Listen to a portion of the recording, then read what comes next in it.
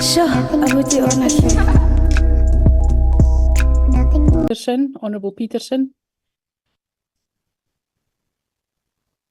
Thank you, Chairperson. I'm having a little network problems. I would ask to please keep my camera off to be audible enough. I would like to echo the sentiments of Honorable Dr. Litlapi to seek legal advice. I don't think, or rather, I think it's safe to say that we will never condone the behavior of Macg. It cannot and will never be correct. As a female myself, we can never accept the behavior of the likes of individuals like Macg. But, Chairperson, we must not put ourselves in a position to make it seem as though we only speak for individuals with influence. What about the young girls that he has previously spoken of or made comments about who couldn't stand up for themselves? Apologies. Additionally, Chairperson, we have matters where we still have rape cases that are rising. We still seek justice for Chesney Kepler.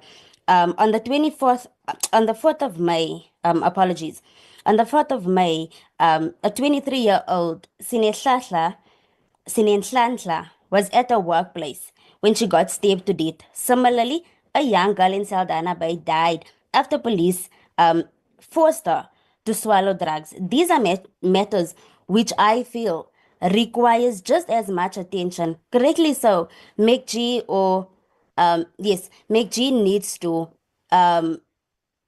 publicly apologize for the statement that he has made and for the woman that he has offended. He needs to be held accountable. But we must not put ourselves in a position where it makes it seem as though we only speak for people with individuals with influence. In conclusion, Chairperson, as a ministry and committee advocating for women, youth, and persons with disabilities, I think it is important to rather seek an approach that deals with these issues and addressing it more effectively and taking the voiceless young woman equally serious. Thank you. Thank you so much, Honorable Petersen. Honorable Spies. Chair, did you forget me? Or No, your hand is now. it was early up. Okay. I think I was after. Okay, let's go to Honorable Spies, and then it's your opportunity, Honorable Shabango. And then we'll go to Honorable Tsotetsi and then to Honorable Lonzi. Honorable Spies, followed by Honorable Shabango. Thank you, Chair. Chair, I need not to repeat what has been said, but I think it's important that I do say it and put on record that the remarks made by the podcast, Macg, was reckless, and it was really, really unfortunate, and it was just really bad, and it doesn't sit well with anyone. It cannot, it doesn't sit well with me. I think for someone who has been personally experienced cyberbullying, a few years ago and had to take action, I strongly condemn the utterances that was made by him. But then many women on a very daily basis, and as we currently sit here, faces online harassment. And I think it's very crucial that we address this issue with gravity. I do believe that podcasts, have a significant influence on our society. Podcasts really, it shapes the culture and the perceptions, and in particular amongst our young people who consume news and information through this platform, but society as a whole. And I think it's important that podcasters must exercise responsibility and also the consideration in their content. And as we all have heard, this person has done this so many times. And then, Chair, I want to align myself with Dr. Letlape, my colleague, Honorable Kanhile, Honorable Petersen, that our portfolio committee should prioritize the issues that aligns with our mandate. Clearly, we should do that. As the TM has also said, our advocacy role, focusing on matters that require our attention. But I want us to really avoid selectivity in the issues we raise and the respect the committee's boundaries. And I think we should take note of that. While I acknowledge the Deputy Minister's effort in tabling this matter to us, with very clear actions stipulated, I would actually find it encouraging to see a consistent action in other instances.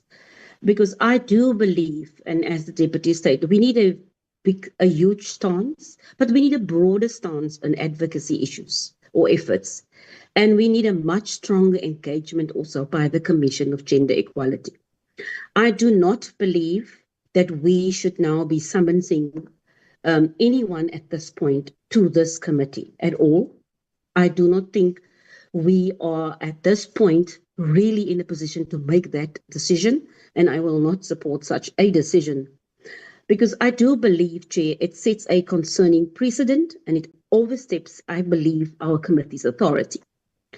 Notably, we must also take into account that the Department of Communications is addressing the issues of online cyberbullying, and which encompasses these issues and future incidents that might occur or is happening at the moment. So I want us, Chair, at this point to remain focused. I want us to look at exploring the legal route by us getting an opinion from our legal advisors.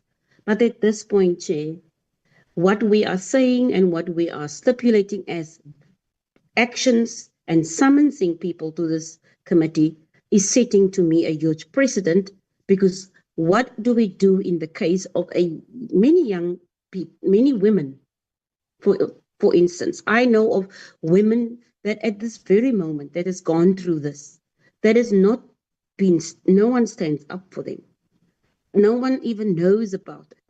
And I do believe that we must tread very carefully in how we deal with this. And I sympathize with Ms. Dlamini, with all women that goes through it, because I know exactly how it feels. And maybe I haven't experienced it on the same level that Ms. Dlamini had, or my incident wasn't similar. But cyberbullying, online gender-based violence, soft gender-based violence, call it whatever you want, is not acceptable, and I will never stand for that. And that is very clear in my, discussion or my input in this. And so I would not at this point agree to us summoning anyone at this point to this committee to further address this matter. Thank you. Nothing. Sure. I would do honestly.